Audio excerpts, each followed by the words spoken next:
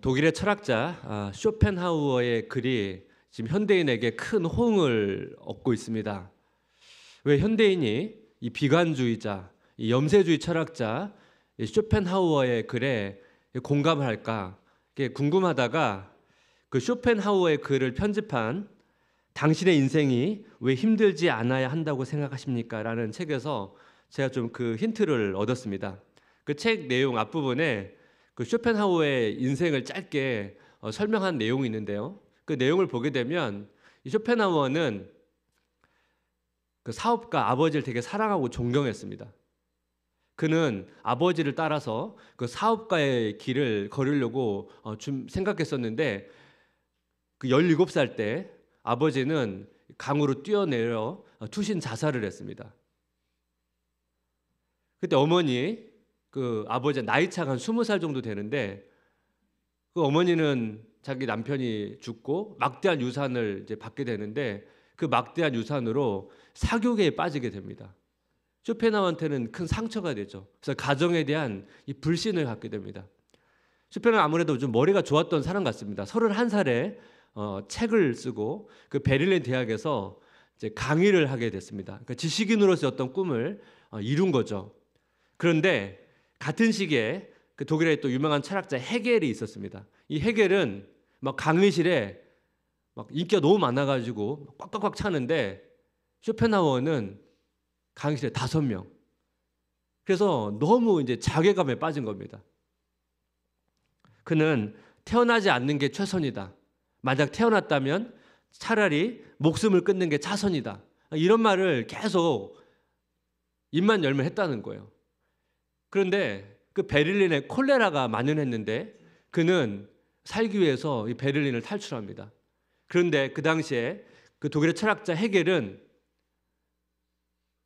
학생들 곁에 남아서 끝까지 학생들을 가르치다가 이 콜레라에 전염되어 세상을 떠났습니다. 이런 쇼펜하우어의 이 모순된 행동이 이제 헤겔과 더 비교되면서 사람들은 평생 그를 조롱했습니다. 그래서 그는 사람들 앞에서 이 강의를 할 수가 없었습니다. 그는 자기 삶에 드리워진 어떤 고통과 이 절망 속에서 사유를 통해서 자기의 철학 사상을 표출했는데 아마도 이런 배경 때문에 이 고통의 시대를 살고 있는 많은 현대인들이 그의 말에 귀를 기울이고 있는 것 같습니다. 그의 말 중에 믿을 것은 나 자신밖에 없다. 믿을 것은 나 자신밖에 없다. 이 말 속에 어떻게 보면 이 현대인의 생각을 우리가 읽을 수가 있습니다. 이런 시대에는 이 자신밖에 믿을 것이 없다고 하는 이런 현대인의 모습을 보면서 교회가 어떻게 보면 진정한 대안을 제시하지 못하고 있다는 사실 앞에 좀 마음이 아팠습니다. 세상 사람들은 이런 시대 가운데 자신만을 믿어야 된다고 말하는데 그럼 그리스도인들은 이 고통의 시대에 어떤 답을 가지고 있는가? 오늘 말씀을 통해서 좀 살펴보기를 원합니다. 예수님께서는 오병이어 기적 이후에 제자들을 호수 건너편으로 보내셨습니다. 마태복음 14장 22절 예수께서 즉시 제자들을 재촉하사 자기가 무리를 보내는 동안에 배를 타고 앞서 건너편으로 가게 하시고 여기 보면 재촉하사 건너편으로 가게 하시고 예수님께서 왜 제자들을 재촉해서 호수 건너편으로 보내셨을까요? 이 오병이어의 기적 사건을 통해서 그 무리들과 제자들의 그 반응을 보면 알 수가 있습니다. 무리들과 제자들은 예수님의 이 이적을 보고 예수님을 왕으로 세우려는 그런 마음들이 더 증폭되었을 것입니다. 이 제자들은 얼마나 마음이 들떠 있었겠습니까? 여러분 이전에서 상황을 좀 살펴보면 예수님께서 제자들을 위임시켜서 예수님의 가르침과 사역을 전하도록 보냈습니다. 여러분 상황 아시죠? 사람들의 반응이 그다지 호의적이진 않았습니다.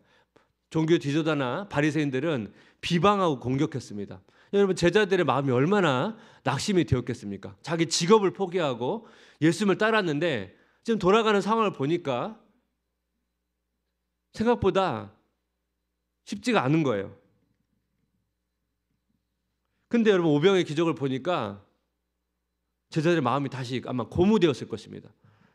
예수님께서 이적도 여러 가지 병자도 고치시고 하니까 예수님께서 능력이 많구나 알고 있었지만 이 오병의 기적을 보니까 이 스케일이 자기가 생각했던 것보다 너무 큰 거죠. 대단하구나. 예수님께서 왕이 되실 수 있겠구나. 그런 생각을 아마 했을 것입니다. 예수님께 당연히 그 제자들의 마음과 생각을 읽으셨겠죠. 그래서 이 제자들의 어떤 생각을 전환시키기 위해서 제자들을 보내신 겁니다. 아마 제자들은 솔직히 가고 싶지 않았을 거예요. 이미 여러분 늦은 밤이고 예수님 옆에 더 있고 싶었을 겁니다. 근데 예수님께서는 그 제자들의 마음을 아시고 재촉해서 호수 건너편으로 보냅니다. 이 제자들이 예수님의 그 명령을 받고 이동하는 이 과정에서 갑자기 이제 어려움을 겪게 됩니다. 이 제자들이 겪는 이 어려움을 보게 되면 오늘날 우리가 살아가고 있는 여러 가지 어려움과 이렇게 맞닿아 있다고 저는 생각을 합니다. 인생에서 겪는 고통 두 가지 정도를 본문에서 찾아봤는데, 첫 번째 인생에서 겪는 고통 첫 번째는 뭐냐면 애써도 나아지지 않을 때입니다. 애써도 나아지지 않을 때. 제자들이 이제 배를 타고 이동하는데요. 우리 지난주에 말씀에서 마가복음을 보게 되면 예수님께서는 가버나움 근처에서 오병이어 기적을 베푸셨고 그 다음에 제자들을 호수 건너편 벳세다로 보내셨습니다. 갈릴리 호수를 시계로 말한다면 11시쯤 해당되는 가버나움 근처에서 12시 1시에 위치한 벳세다로 지금 보낸 겁니다. 그러면 여러분 대략 배 이동 경로가 나오시죠? 마태복음 14장 24절 한번 같이 읽어볼까요? 배가 이미 육지에서 술이나 떠나서 바람이 거스름으로 물결로 말미암아 고난을 당하더라. 지금 강한 바람이 불고 높은 파도가 쳐서 뭐예요? 배가 나가는데 어려움이 있었다는 거예요. 배가 11시에서 12시 1시 방향이면 약간 북동쪽 방향입니다. 위쪽으로 올라가야 되죠. 근데 이런 바람은 위쪽에서 아래로 불고 있습니다. 그러니까 바람을 거슬러서 올라가야 되니까 당연히 어려움이 생겼습니다. 이 갈릴리 바다는요, 낮에는 잔잔한데 밤에는 바람이 심하게 불어서 파도가 높이 붑니다. 지금 그런 상황인데다가 특히 밤이다 보니까 앞이 잘 보이지가 않습니다. 그러니까 훨씬 더 제자들에게는 이 배로 이동하는데 어려움이 있었습니다. 이 마가복음을 보게 되면 이 상황을 조금 더 자세히 묘사합니다. 마가복음 6장 48절 함께 같이 읽겠습니다. 바람이 거스름으로 제자들이 힘겹게 노젓는 것을 보시고 밤 사경쯤에 바다 위로 걸어서 그들에게 오사 지나가려고 하시매, 제자들이 힘겹게 노젓는 것을 보시고, 아마 바람과 이 파도가 아니었다면 아마 벌써 도착했을 텐데 이 파도와 바람 때문에 힘겹게 노를 젓는데도 더 앞으로 나아가는 것이 쉽지 않았다는 거예요. 오늘 본문에서 시간이 밤 사경입니다. 성경에서 이제 밤을 가리킬 때는 보통 저녁 6시부터 그 다음날 새벽 6시까지 12시간이 밤인데요. 밤을 보통 좀 구체적으로 구분을 설명할 때 이 3시간씩 끊어서 설명하기도 합니다. 1경, 2경, 3경, 4경. 본문이 사경이죠. 그럼 사경이면 새벽 3시부터 새벽 6시까지입니다. 이스라엘 사람이 배고팠을 때 오병의 기적이 일어났습니다. 그러니까 오병의 기적 이후에 식사 후에 제자들이 배를 타고 떠났으니까 아마 늦은 밤에 출발했을 텐데 지금 밤 사경에 지금 계속 배에서 노를 젓고 있잖아요. 제자들은 한숨도 잠도 못 자고 지금 배에서 파도와 사투를 벌이고 있는 상황인 것이죠. 힘겹게 노를 젓지만 진행되지 않는. 저는 오늘 본문을 묵상하면서 힘겹게 노젓는 것을 보시고 이 구절이 계속 마음에 남았습니다. 우리가 정말 애를 쓰는데 나아지지 않을 때가 있죠. 계속 애를 써서 노를 저어서 나아가면 조금씩이라도 나아가면 그래도 뭔가 진전이 있지만 계속 그 자리에 머문다고 생각해 보십시오. 여러분, 이 제자들만의 상황이 아닙니다. 여러분, 사도 바울도 비슷한 경험을 했습니다. 사도 바울이 전도 여행을 떠나거든요. 1차 전도 여행은 그 갈라디아 지역의 남부 지역을 돕니다. 그리고 거기서 복음을 전하고 또 열매도 있었습니다. 그래서 바울이 2차 전도 여행을 떠날 때 이 1차 전도 여행 지역을 거쳐서 가게 되거든요. 사도행전 16장 4절 5절 여러 성으로 다녀갈 때 예루살렘에 있는 사도와 장로들이 작정한 규례를 그들에게 주어 지키게 하니 이에 여러 교회가 믿음이 더 굳건해지고 수가 날마다 늘어가니라. 바울이 1차 전도 여행을 방문한 지역들을 돌고 아시아 지역을 이제 가려고 하는데요. 어려움이 생깁니다. 사도행전 16장 6절에서 9절 한번 같이 읽어볼까요? 성령이 아시아에서 말씀을 전하지 못하게 하시거늘 그들이 부르기아와 갈라디아 땅으로 다녀가 무시아 앞에 이르러 비두니아로 가고자 했으되 예수의 영이 허락하지 아니하시는지라. 무시아를 지나 드로아로 내려갔는데 밤에 환상이 바울에게 보이니 마게도냐 사람 하나가 서서 그에게 청하여 이르되 마게도냐로 건너와서 우리를 도우라 하거늘. 바울은 2차 전도 여행 지역을 다시 방문했더니 여러분 열매가 있었어요. 그리고 여러분 당연히 더 이어서 다른 아시아 지역을 방문하면서 교회를 세우고 싶어 하지 않았겠습니까? 근데 오늘 본문을 보니까 뭡니까? 하나님께서 계속 그 여행을 막으세요. 허락하지 않으세요. 그리고 밤의 환상에 마게도냐는 유럽입니다. 아시아가 아니고 유럽으로 건너오라는 메시지를 듣습니다. 근데 여러분 이 과정에서 되게 짧지만 한번 지도를 보겠습니다. 이 지도가 지금 어떤 상황인지. 바울 2차 전도 여행 때 그 아시아 지역에서 활동한 사진인데요. 잘 보이시지 잘 모르겠습니다. 그 오른편 맨 아래쪽에 루스드라, 이고니온, 안디옥이 1차 전도 여행 때 다녀간 지역입니다. 그러니까 사도 바울이 이 지역을 거쳐서 안디옥 이후부터는 2차 전도 여행 때 새롭게 다닌 아시아 지역이거든요. 그래서 그 왼편 맨 끝에 거기 드로아거든요. 그 지역을 지금 아시아 지역을 이동했는데 오늘 본문을 보시면 이 지역을 굉장히 먼 거리 아닙니까? 이 먼 거리 이동하는 동안에는 뭐 교회를 세웠다거나 어떤 복음의 열매가 있었다는 표현이 없어요. 계속 막으셨다는 표현밖에 없다는 거예요. 그렇다면 이게 무슨 상황이죠? 바울이 2차 전도 여행 때 교회를 세우고 열매가 있었어요. 다시 그 지역을 방문하니까 교회가 세워지고 그 성도들이 성장하는 것을 봤어요.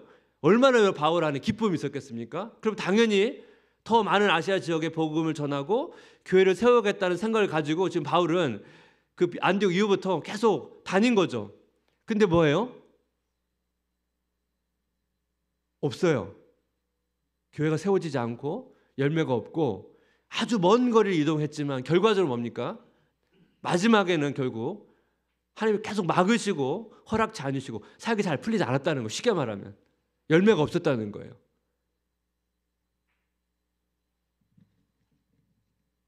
여러분 그 먼 거리를 여러분 요즘이야 뭐 자동차로 이동하지만 여러분 그 먼 거리를 이동하는 과정에서 바울은 그 앞에서는 얼마나 많은 열매가 있었습니까? 하지만 그 이후에는 하나의 열매도 없었다고 느꼈을 때 바울의 그 마음이 얼마나 여러분 마음이 무너졌겠습니까? 그 윤태호 작가의 미생이라는 만화를 보게 되면 장그래라고 하는 주인공이 있거든요. 이 장그래는 어린 시절 바둑에 소질이 있어가지고 기원에 들어갑니다. 열심히 바둑을 두는데 결과적으로는 프로 입단에 실패를 합니다. 기원에서 짐을 싸가지고 나오면서 하는 독백이 있거든요. 그 만화의 내용인데 제가 한번 읽어보겠습니다. 열심히 안 한 것은 아니지만 열심히 안 해서인 걸로 생각하겠다. 바둑 두는 재능이 부족하다거나 운이 없어 매번 반집차 패배를 기록했다는 의견은 사양이다. 바둑과 알바를 겸한 때문도 아니다. 용돈을 못 주는 부모라서가 아니다. 아버지가 돌아가시고 어머니가 자리에 누우셔서가 아니다. 그냥 그러면 너무 아프니까. 그래서 난 그냥 열심히 하지 않는 편이어야 한다. 난 열심히 하지 않아서 세상으로 나온 거다. 난 열심히 하지 않아서 버려진 것뿐이다. 열심히 했지만 이 환경 때문이라고 말하기에는 너무 마음이 아픈 거예요. 그래서 차라리 열심히 안 해서 실패했다고 하는 편이 차라리 그나마 자기 마음에 위안이 되기 때문에 그렇게 여기겠다는 것입니다. 어떻게 보면 그 주인공의 그 어떤 처절한 그 아픔이 느껴지지 않습니까? 우리가 삶을 살다 보면 제자들처럼 힘겹게 노를 젓는데 나아가지 않을 때, 사도 바울처럼 열심히 지금 먼 거리를 이동해 가면서 복음을 전하고 최선을 다해서 하지만 열매가 없을 때가 있죠. 성도님 가운데 사업을 하거나 일을 할 때 정말 열심히 다하지만 그 결과물이 잘 나오지 않을 때가 있습니다. 제가 가끔씩 이제 청년들을 한두 명씩 만나서 신방을 하는데요. 저희 교회도 이렇게 시험 준비하는 청년들이 있습니다. 이 시험을 준비하다 보니까 좀 과목이 좀 많다 보니까 열심히 공부하면 이 워낙 과목이 많으니까 앞에 거 다 잊어버리잖아요. 그러면 다시 공부하려고 하면 마치 처음 다시 공부를 시작하는 것처럼 마치 이제 공부가 진전이 돼야 이 공부가 그래도 재미가 있고 성취감이 있는데 이 과목이 많으니까 계속 너무 힘들게 느껴지고 제자리인 것 같고 그래서 그렇게 좀 힘들다는 이야기를 제가 듣습니다. 여러분 자녀를 양육할 때도 마찬가지죠. 애를 쓰고 하지만 끝이 보이지 않고 계속 에너지가 들어가고 하지만 생각한 대로 아이가 자라는 것 같지 않고 그럴 때 답답함을 느끼지 않습니까? 여러분 신앙생활도 마찬가지입니다.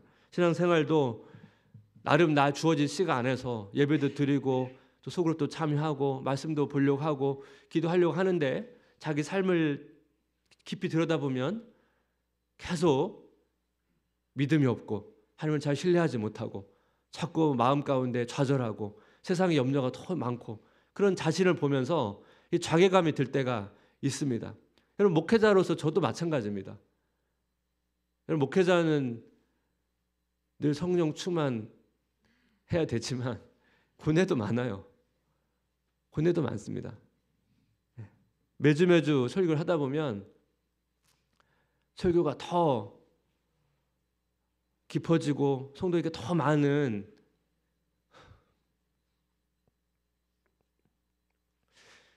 은혜를 끼치고 싶지만 저희가 늘 제자리인 것 같은 느낌을 받을 때가 많습니다.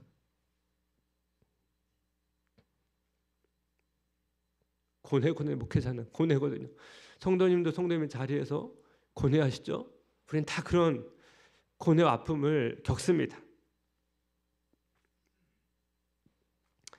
인생에서 겪는 고통 두 번째, 예수님이 잘 보이지 않을 때.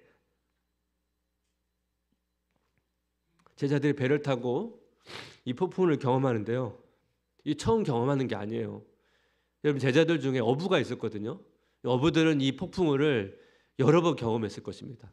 그리고 제자들은 예수님과 같이 사역할 때 비슷한 경험을 한 적이 있습니다. 마태복음 8장 24절 25절 한번 같이 읽어보겠습니다. 바다에 큰 놀이 일어나 배가 물결에 덮이게 되었으되 예수께서는 주무시는지라. 그 제자들이 나와 깨우며 이르되 주여 구원하소서 우리가 죽겠나이다. 이전에 제자들이 이 폭풍을 경험할 때 그 당시 예수님께서는 배에 주무시고 계셨어요. 그래도 옆에 계셨으니까 제자들이 깨워서 도와달라고 죽을 것 같다고 요청을 하거든요. 근데 오늘 본문에서는 예수님께서 배에 계시지 않는 거예요. 도움을 청할 수가 없는 거예요. 그러니까 그들은 정신없이 이 파도와 싸우면서 노를 저을 수밖에 없었습니다. 아마 제자들은 속으로 예수님을 원망했을지도 모릅니다. 이 가기도 싫은 이 밤늦은 시간에 왜 우리를 보낼까? 이 밤이면 파도가 높이 쳐서 이 배를 타고 가기도 힘든데 예수님은 우리 상황을 알기는 하실까? 제가 제자라도 아마 예수님을 아마 원망했을 것입니다.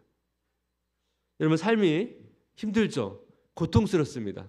근데 더 힘든 건 뭐냐면 우리 믿는 사람이니까 예수님께서 함께 계시지 않는다고 느낄 때 이것이 더 우리를 힘들게 합니다. 예수님이 나와 함께하고 있다는 것을 내가 확신하고 그걸 경험하면 그래도 우리가 이 삶을 잘 이길 수 있을 텐데 예수님이 계시지 않는 것처럼 느끼는 거죠.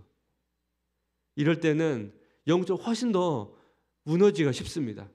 믿음이 발휘돼야 되는데 믿음이 발휘되는 게 아니고 계속 마음이 무너져서 기도도 잘 되지 않고 말씀도 잘 들어오지 않는다는 것입니다. 그럼 이런 상황에서 우리가 가져야 될 확신이 뭘까요? 오늘 이 한 가지 포인트를 좀 나누고 싶은데, 여러분 삶이 흔들릴 때 가져야 할 확신, 삶이 흔들려도 우리의 신앙은 깊어간다는 오늘 설교 제목입니다.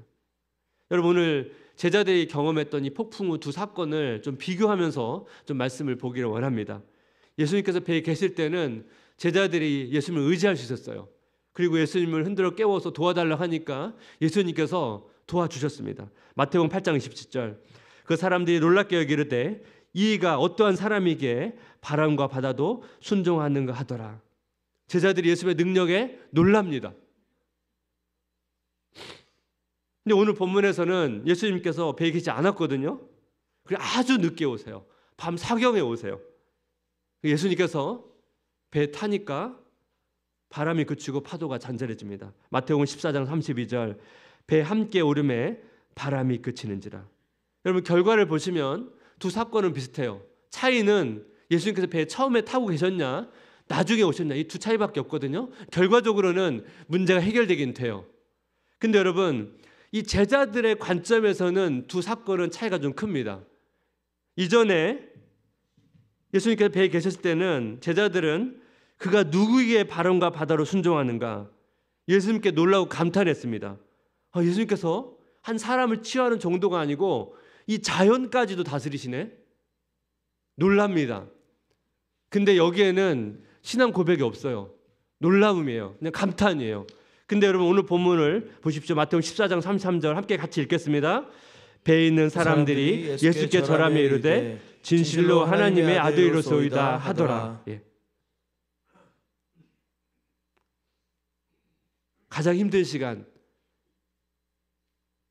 예수님이 계시지 않았을 때 그 시간을 경험했던 제자들의 신앙 고백이 진실로 하나님의 아들이다. 여러분 하나님의 아들은 보통 메시아나 왕을 가리킬 때 사용되는 표현입니다. 지금 제자들은 예수님을 왕으로, 자기 인생의 주권자로 고백하고 있다는 거예요. 복음서에서 예수님을 하나님의 아들이라고 고백할 때 이 대상들이 있습니다. 예수님이 세례 받을 때 성부 하나님께서 예수님을 하나님의 아들이라고 고백했습니다. 귀신이 예수님을 보고 하나님의 아들이라고 고백했습니다. 근데 제자들은 좀 처음으로 예수님을 지금 하나님의 아들이라고 고백하고 있습니다. 여러분 이 고백이 언제 했다고요? 예수님 없는 힘든 시간을 보내고 있을 때, 자기 힘으로 애를 쓰지만 그 문제가 잘 풀리지 않을 때, 예수님께 잘 보이지 않을 때, 자기 삶이 흔들리고 어려움이 찾아왔을 때, 그 어려움을 이기는 과정에서 예수님을 경험하면서 신앙 고백이 깊어졌다는 것입니다. 그러니까 여러분 우리의 신앙은 이 다양한 환경 속에서 깊어집니다. 우리 삶이 흔들리고 혼란이 찾아오고 이런 과정에서 우리의 신앙 실체, 부끄러운 모습이 다 드러나지만 하나님께서 이러한 상황 속에서도 우리의 신앙을 성장시키신다는 것입니다.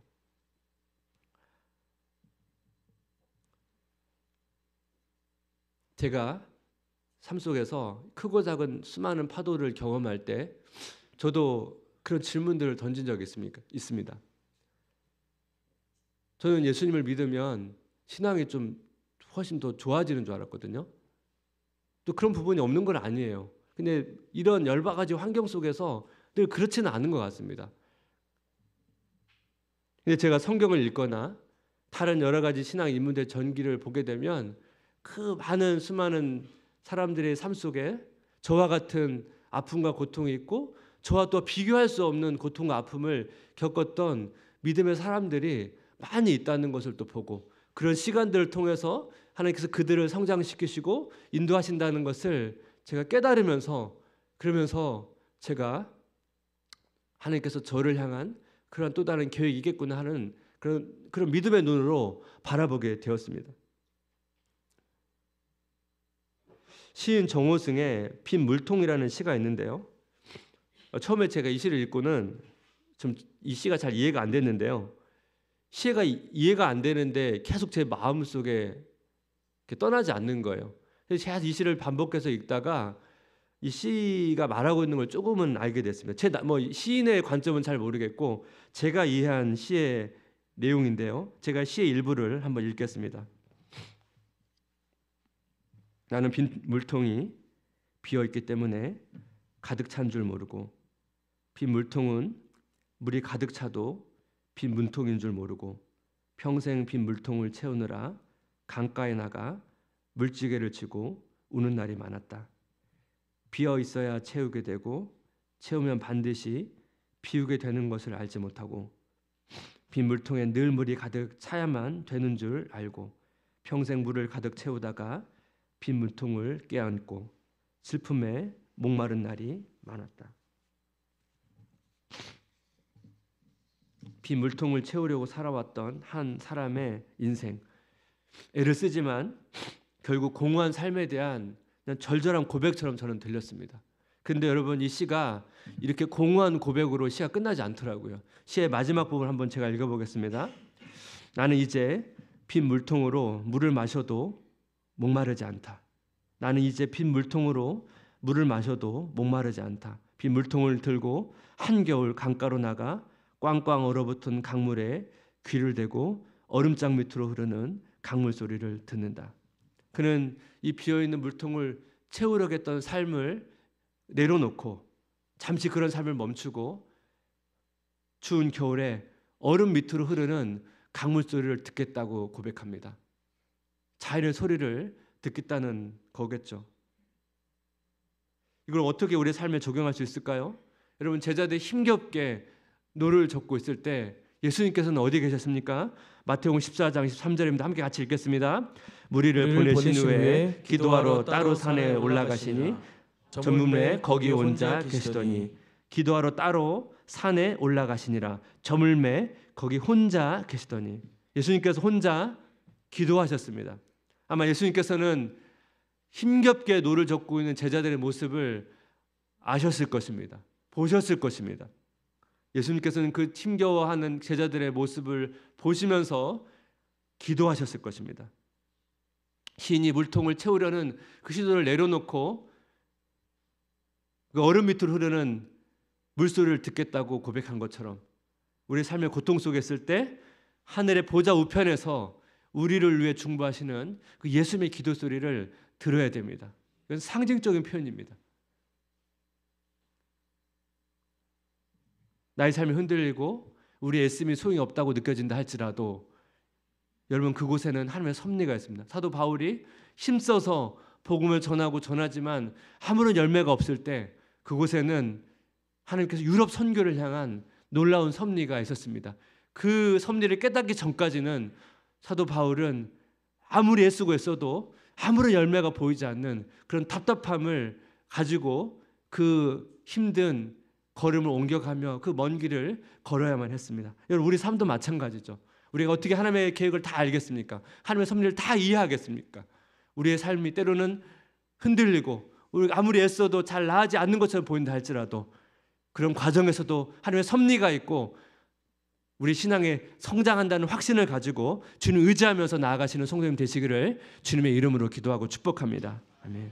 우리 같이 오늘 말씀을 담은 찬양이 있는데요, 우리 고백을 하면서 여러분, 한 주간 또 힘들고 또 우리 앞에 놓여진 삶이 힘들다 할지라도 우리 가사를 묵상하면서 같이 고백하며 나가면 좋겠습니다. 고단한 인생길,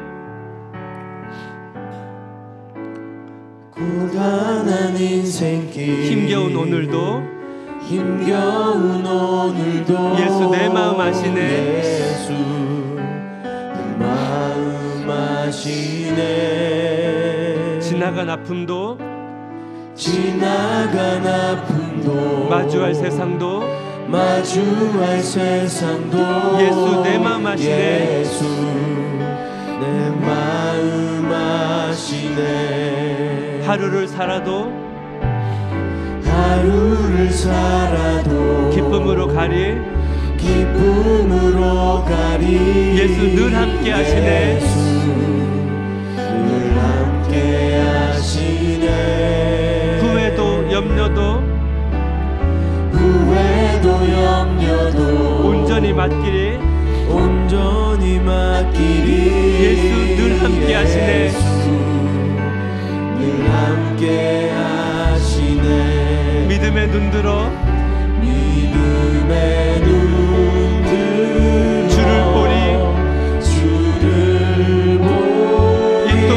지나가리라. 이 또한 지나가리라. 주어진 내 삶의 시간 속에 주어진 내 삶의 시간 속 주의 뜻 알게 하소서. 주의 뜻 알게 하소서. 우리 다시 한번 고백할까요? 고단한 인생길, 고단한 인생길, 힘겨운 오늘도 힘겨운 오늘도 예수 내 마음 아시네. 예수 내 마음 아시네. 지나간 아픔도 지나간 아픔도 마주할 세상도 마주할 세상도 예수 내 마음 아시네. 예수 내 마음 아시네. 하루를 살아도 하루를 살아도 기쁨으로 가리. 기쁨으로 가리. 예수 늘 함께 하시네. 예수 늘 함께 하시네. 후회도 염려도 후회도 염려도 온전히 맡기리. 온전히 맡기리. 예수 늘 함께 하시네. 예수 늘 함께 하시네. 믿음의 눈 들어 믿음의 눈 들어 주를 보리. 주를 보리. 이 또한 지나가리라. 이 또한 지나가리라. 주어진 내 삶의 주어진 내 삶 시간 속에 시간 속 주의 뜻 알게 하소서. 주의 뜻 알게 하소서. 믿음의 눈 들어 주를 보리. 믿음의 눈 들어 주를 보리. 이 또한 지나가리라. 이 또한 지나가리라. 주어진 내 삶의 시간 속에 주어진 내 삶의 주의 뜻 시간 속에 주의 뜻 알게 하소서.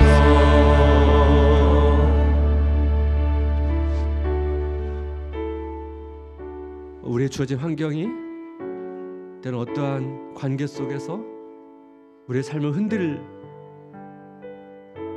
일들이 생깁니다. 때는 우리의 작은 일에 우리의 마음이 요동칠 수도 있습니다. 억울한 일을 만나고 속상한 일을 만납니다. 하나님께서 나를 도와주지 않는 것처럼 느낄 때도 있습니다. 기도를 응답해 주지 않는 것처럼 그렇게 느껴질 때도 있습니다. 여러분, 예수님께서 우리를 위해 기도하고 있습니다. 우리의 신앙의 고백이 깊어지도록, 우리의 어려움을 잘 이겨내도록, 우리의 어려움이 하나님 안에서 선을 이루도록 우리를 위해 중보하고 계십니다.